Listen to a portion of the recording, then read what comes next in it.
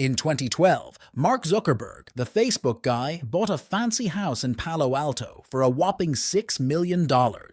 He was only 28 years old at the time and had around $15 billion in his bank account. You might be wondering, why would he take out a big loan when he could easily pay cash for a bunch of houses like that?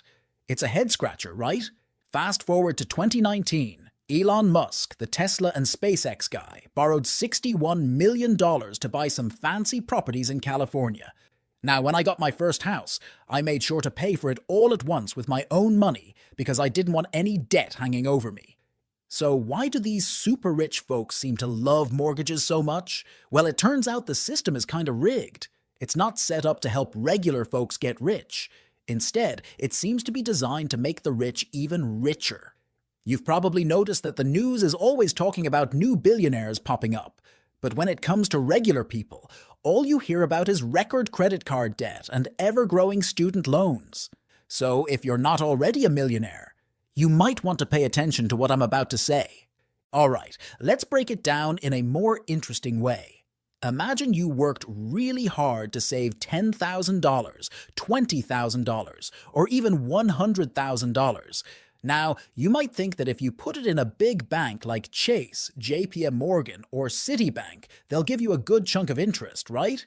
But guess what? Those big banks only pay you less than 0.5% interest on your savings. That's like peanuts. And here's the kicker. Right now, interest rates are way higher, like over 5%. So shouldn't the bank give you at least 5%? But no, they're just giving you crumbs. Plus, last year, inflation was a whopping 8.5%, which means your money in the bank is actually losing value. If you had $100,000, it's like saying bye-bye to $8,500. But here's the crazy part. The same bank that's giving you peanuts is turning around and lending your money to someone else through credit cards at a whopping 20% interest.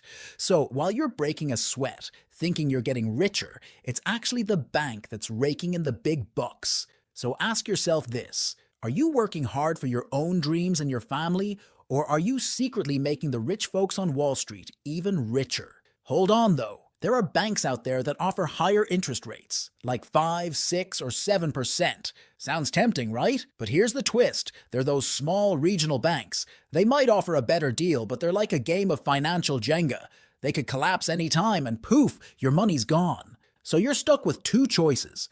Put your cash in a big bank, earn peanuts, and watch your money slowly disappear. Or try your luck with a small regional bank and risk it all vanishing overnight. Tough decision, right? You won't believe how the rich folks in the know see banks as a big ol' scam.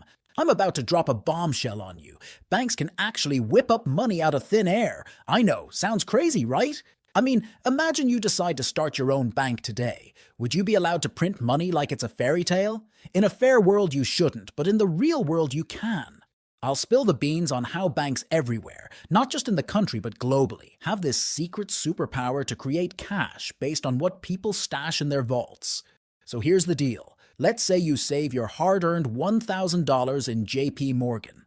Thanks to a tricky thing called fractional reserve banking, JP Morgan is going to hold on to your $1,000 safely and then magically whip up an extra $900. They'll lend that $900 to someone else, who'll take it and go on a shopping spree or something. And guess what? That money's going to end up in another bank, maybe the same one. That bank will do its thing and make that $900 turn into $810. This keeps repeating like a game of financial hot potato. And before you know it, that same money has multiplied into a bunch of thousands of dollars. What's really happening here is that the rich elites are cooking up money out of thin air, while the rest of us are chasing after this plain old piece of paper and slaving away our lives to grab as much of it as possible.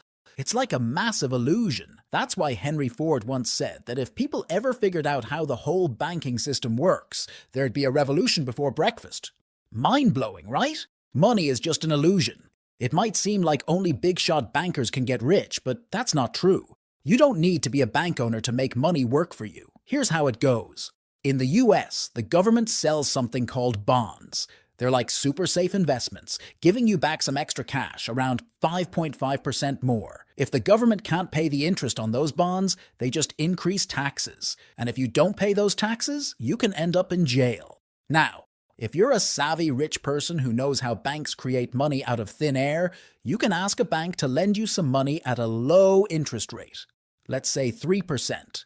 Take that money and invest it in those government bonds with a 5.5% return rate.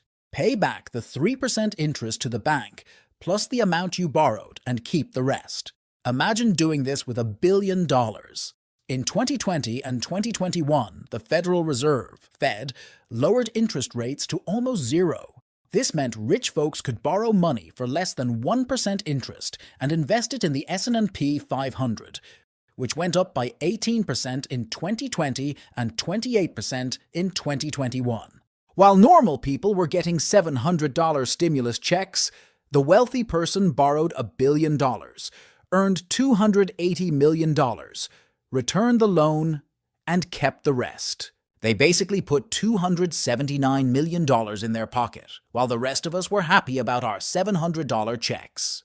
This is just one way rich people make not just millions but billions by working the system.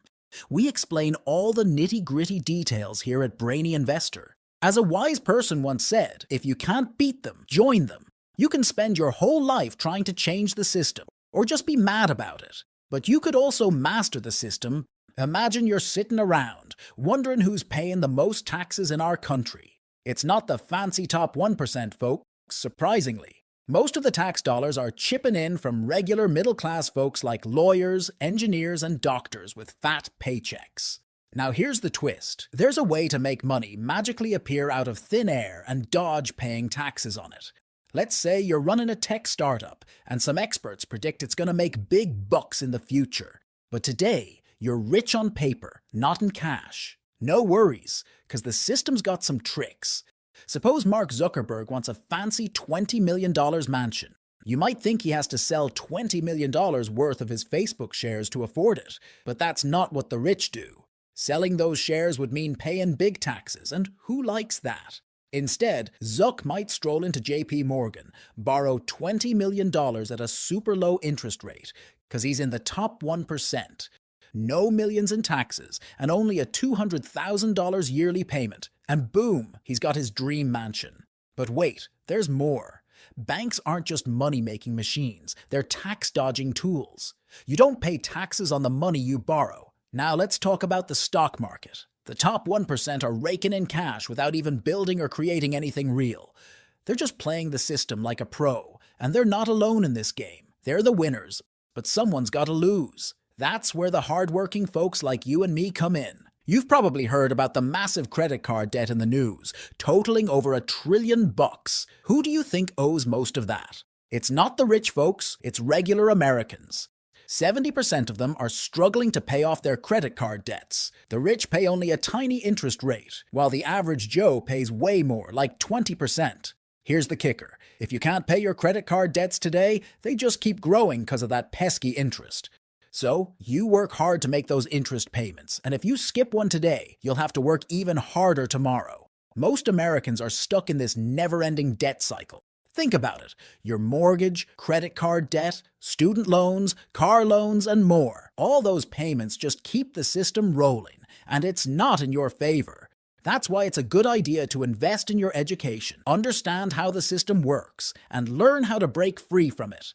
Good luck out there. Hey there, it's me, Brainy Investor. I want to remind you to subscribe to my channel. I really appreciate you tuning in and supporting my content. Your subscription helps me keep making more videos for you to enjoy. Thanks a bunch.